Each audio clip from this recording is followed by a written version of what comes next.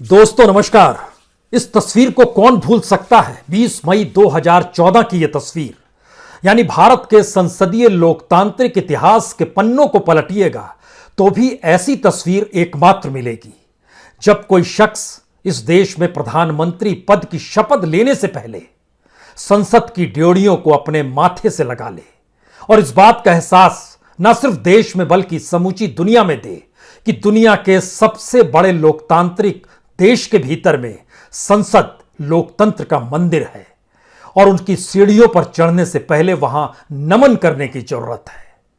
लेकिन उसी शख्स के शासन काल के वक्त इस देश में लोकतंत्र की धज्जियां उड़े, संसद उन मर्यादाओं को भूल जाए जो कि संविधान से गुथी होती है और इस बात का एहसास इस देश में लोगों को होने लगे, प्रतिपक्ष के नेताओं के जरिए होने लगे, या फिर जो मुद्दे इस देश में रेंग रहे हैं और इस देश के सामने जो भी एक स्थिति बन रही है वो सारी चीजों पर अगर लगाम लगा दी जाए और आवाज सिर्फ संसद के भीतर से एक ही सुनाई दे, जिसके पास बहुमत होगा उसी का चेहरा और उसी की आवाज बाहर जाएगी। यानी संसद के भीतर का शोर हो या संसद के समानांतर विपक्षी नेताओं की बैठक हो, कोई मायने नहीं रखेगी। इस देश में पहली बार शायद आजादी के बाद इस देश में सुप्रीम कोर्ट की जासूसी करने की हिम्मत शायद किसी की नहीं हुई। चुनाव आयोग से जुड़े अधिकारियों की जासूसी कभी किसी ने नहीं की। सीबीआई का पद छोड़ा और अगले दिन से जासूसी होने लगी। ईडी का पद छोड़ा और अगले दिन से जासूसी होने लगी। रॉ का पद छोड़ा, अगले दिन से जासूसी होने लगी। यानी इस देश के तमाम संवैधानिक संस्थान जो शायद संविधान के मातहत इस देश की संसद से एक चेक एंड बैलेंस बनाते हैं, इस देश की सत्ता को लेकर एक चेक एंड बैलेंस बनाते हैं, वो सारे मुद्दे जो भी उठे उसे दरकिनार कर दिया गया और कोई आवाज या कोई जांच या कोई निगरानी कोई भी संवैधानिक संस्था कर ना सके। इसके लिए जासूसी इस देश में हुई और उसकी आवाज संसद के भीतर नहीं उठेगी। इस देश में इससे पहले कभी भी 7 महीने तक किसानों ने आंदोलन नहीं किया, लेकिन किसान जिस भी मुद्दे पर आंदोलन करें उनकी आवाज संसद के भीतर सत्ता के जरिए आपको सुनाई नहीं देगी। इस देश के भीतर में इससे पहले भी घोटालों की गूंज हुई है, स्कैम की गूंज हुई है और तो और हथियारों के रक्षा सौदों को लेकर भी गूंज खूब हुई है। लेकिन यह भी पहली बार है कि जासूसी भी उस शख्स की होती है जो रक्षा सौदों से जुड़ा है और जासूसी करने वाला शख्स भी वही है जिसने रक्षा सौदे किए हैं और इसकी गूंज भी आपको पार्लियामेंट के भीतर सुनाई नहीं देगी। तो क्या यह मानकर चला जाए कि इस देश के भीतर में हर वो आवाज जो संसद में इससे पहले गूंजती थी, अगर सत्ता चाहे तो अब उस पर नकेल कसी जा चुकी है। बहुत दिन बीते नहीं हैं, 2 ही दिन तो बीते हैं जब इस देश में 2 राज्यों की सीमा पर खूनी हिंसक झड़प हो गई और संसद के भीतर एक आवाज सुनाई नहीं दी। इस देश के गृह मंत्री ने संसद के भीतर आकर अपनी बात, अपनी सफाई में कोई शब्द रखने की जरूरत महसूस नहीं की। तो क्या एक ऐसा वक्त आ गया है जब आप विपक्ष को सोचना पड़ेगा इस देश के भीतर में संसद भवन से इतर कोई दूसरा भवन किराए पर ले लिया जाए और वहीं पर विपक्ष अपनी मंत्रणा करे, मुद्दों को उठाए, चर्चा करे, इस देश को आगाह करे, इस देश की जो परिस्थिति सामाजिक, आर्थिक, राजनीतिक हो चली है उसकी जानकारी वह संसद से इतर किसी दूसरे भवन में बैठ जाए।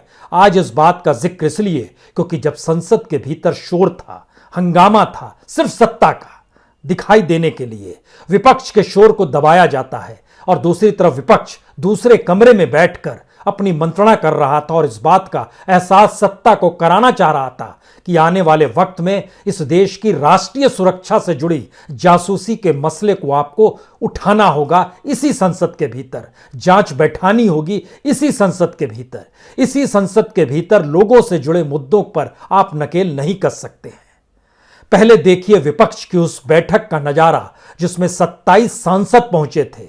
विपक्षी दलों के हर दलों का कोई ना कोई नुमाइंदा वहां मौजूद था। 2 दल छोड़ के एक बीएसपी नहीं थी, एक टीएमसी नहीं थी। दोनों की अपनी सियासी जरूरतें हो सकती हैं, लेकिन जिस मुद्दे को लेकर शोर है, पहले इस बैठक को देखिए।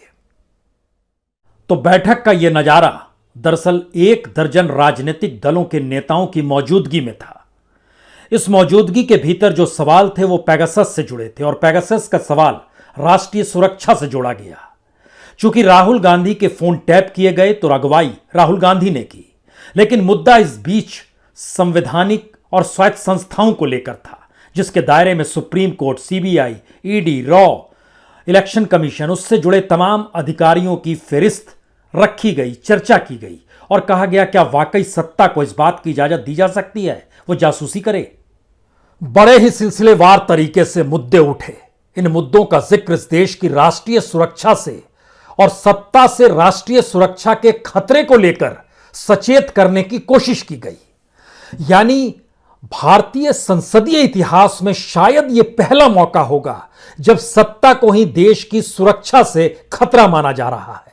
पेगासस आपके मोबाइल में, आपके मोबाइल के जरिए आपकी सारी जानकारी सत्ता तक पहुंचा देता है।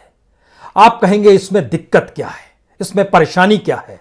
सत्ता को जनता ने बनाया है और सत्ता को हर बात का जानने का पूरा अधिकार है।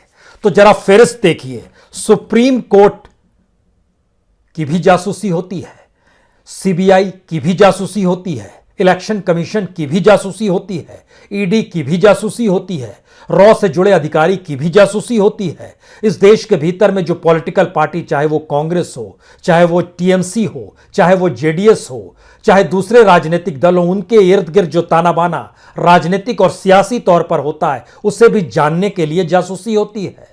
यहां देश के भीतर में जो अलग अलग राज्यों के मुख्यमंत्री हैं, उनके इर्द गिर्द जो लोग हैं, उनके भी फोन को टैप किया जाए और उनकी भी जासूसी की जाए। इस देश के भीतर में जो नॉर्थ ईस्ट का पूरा इलाका है, वहां पर क्या कुछ हो रहा है और वहां के जो पॉलिटिशियंस हैं उनकी भी जासूसी की जाए। इस देश के भीतर में जो राफेल का सौदा हुआ है, उस सौदा करने में कहीं कुछ बातें लीक ना हो जाए, क्या उसकी भी जासूसी की जाए?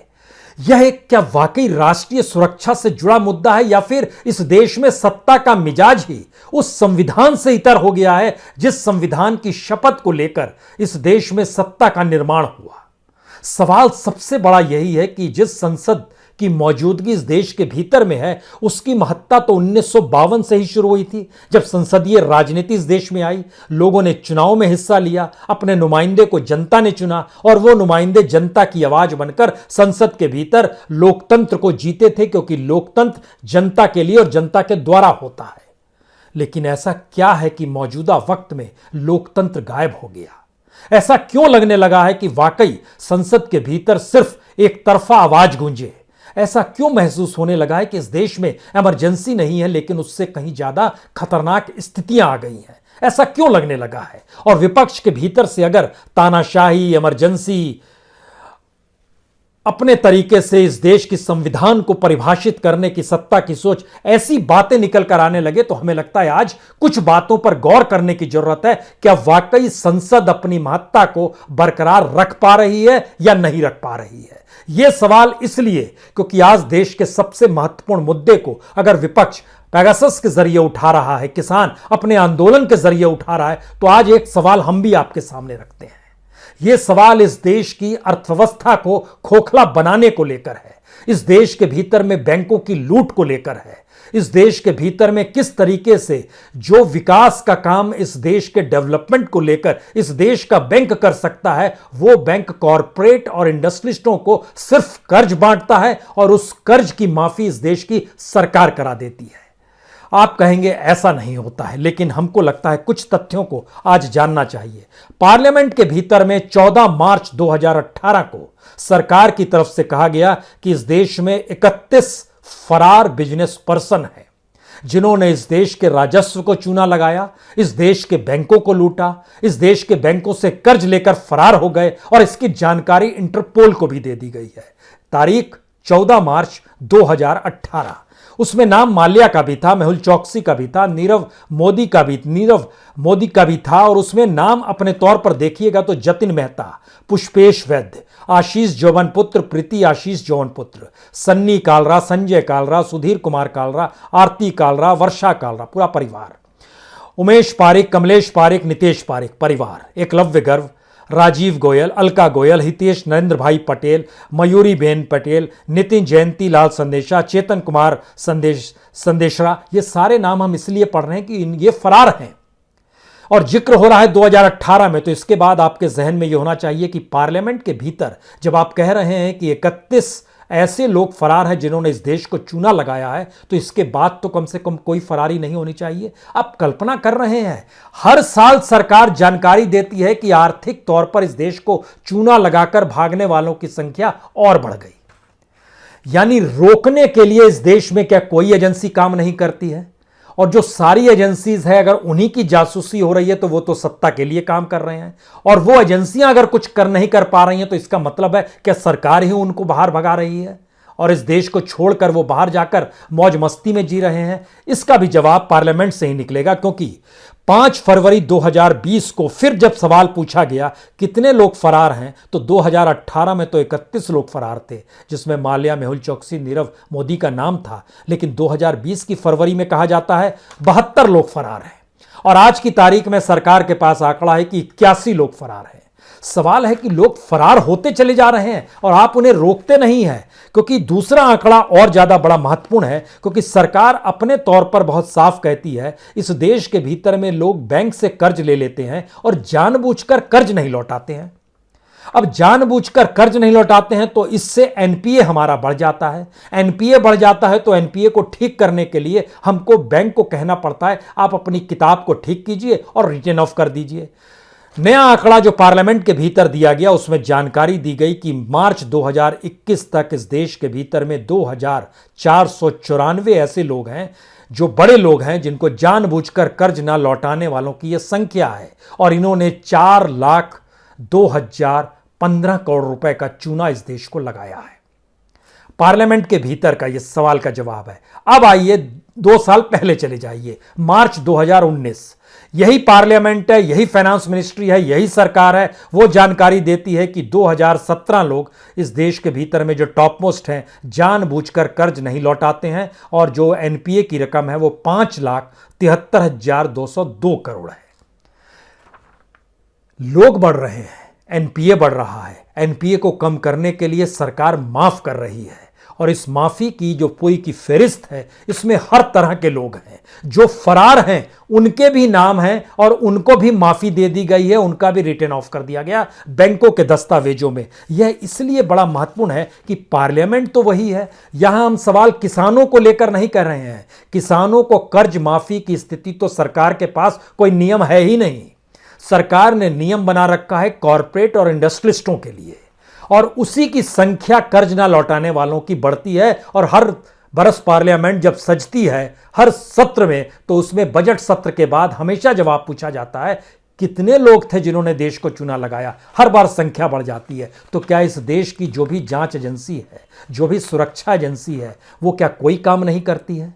और अगर उनकी जासूसी की जा रही है तो इसका मतलब बहुत साफ है कि यह आपके जरिए है कि खबरदार, जो तुमने उस व्यक्ति को जाते हुए रोका, या बैंकों को चेतावनी है कि तुमने अगर उससे कुछ भी वसूला।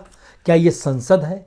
इस संसद के भीतर 3 सवाल सबसे महत्वपूर्ण है। इस देश के किसानों से जुड़े मुद्दे, इस देश के बैंक से जुड़े मुद्दे और इस देश के भीतर में जो सुरक्षा से जुड़े मुद्दे होते हैं। इन 3 मुद्दों को लेकर सबसे बड़ी बात यह है कि किसानों के मुद्दे पर जो 64 बार डिस्कशन हुआ उसमें कोरम तक पूरा नहीं था। सत्ता पक्ष के लोगों की मौजूदगी भी उतनी नहीं थी जितने सांसद और जितने सिर चुनकर संसद में बैठाए गए हैं। तो इस संसद का क्या महत्व है? पहली बात यह, बैंकों को लेकर जो भी सवाल जवाब होते हैं उसमें फाइनेंस मिनिस्ट्री हमेशा लिखित जवाब दे देती है। यानी इस देश के फाइनेंस मिनिस्टर्स को यह भी अनुभव नहीं है कि वह खड़े होकर जवाब दे, इस बात को एहसास कराए कि इस देश के बैंक कंगाल बनाने में उनका कितना योगदान है।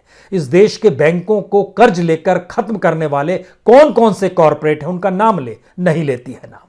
और इस देश के रक्षा से जुड़े मुद्दों को लेकर 2 मुद्दे हमारे सामने हैं, एक जासूसी का मुद्दा और दूसरा 2 राज्यों में हिंसक झड़प जो हुई है। ये तत्काल के मुद्दे हैं, लेकिन इन दोनों मुद्दों को लेकर इस देश के गृह मंत्री पार्लियामेंट के भीतर जवाब देने की स्थिति में नहीं आएंगे। लेकिन पार्लियामेंट चलनी चाहिए। पार्लियामेंट के भीतर ऐसे ऐसे सवाल उठते हैं। आज जब विपक्ष बैठक कर रहा था तो पार्लियामेंट के भीतर में बाल विकास मंत्री स्मृति ईरानी जी कान में कंटोपा लगाकर बच्चों के डेवलपमेंट का जिक्र कर रही थी और कभी भी इस सरकार ने इस बात का जिक्र नहीं किया कि बीते 61 हफ्तों से इस देश के स्कूल बंद हैं, उनको लेकर कोई अब अलग सोच स्कूल खोलने को लेकर डेवलप हो पा रही है या नहीं हो पा रही है, कुछ नहीं। अब दूसरा सवाल यह है, जब जिन बात का हमको लगता है जिक्र करने की जरूरत थी, इस देश के भीतर में जिनको माफी दे दी जाती है उनको कितनी माफी दे दी जाती है और उनका पैसा जब वाकई वापस बैंकों को नहीं होगा तो बैंक तो कंगाल होंगे। तो हमने वो डॉक्यूमेंट निकाला कि इन्होंने पार्लियामेंट के भीतर क्या कहा। आपको जान के हैरत होगी कि पार्लियामेंट के भीतर लिखित जवाब जो बैंकों को लेकर दिए गए, उसमें जिन जिन के कर्जे को माफ कर दिया गया उसमें एक से एक लोग हैं। एक से एक लोग का मतलब यह है जैसे Kingfisher airline limited 586 crore SBI के जरिए रिटर्न ऑफ कराया गया, 442 करोड़ बैंक ऑफ बड़ौदा के जरिए कराया गया। इस देश के भीतर में लगभग 34 बड़ी कंपनियां ऐसी हैं जिनको जोड़ना शुरू कीजिएगा तो उन्होंने जो कर्ज लिया है वो कर्ज इस देश के भीतर में तकरीबन 80 लाख किसानों से जुड़ जाता है।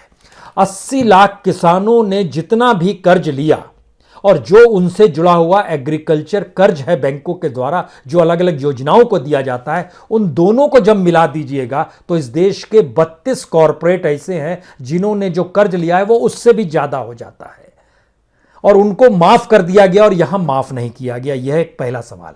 दूसरा सवाल, इस देश के भीतर में अभी तुरंत जानकारी निकल कर आई कि पहली बार कर्ज ना लौटाने वालों की संख्या बढ़ रही है लेकिन हमारा एनपीए घट रहा है। यह भी पार्लियामेंट के एक लिखित जवाब में आता है। एनपीए कैसे घटेगा जब कर्ज ना लौटाने वालों की संख्या बढ़ती चली जाएगी?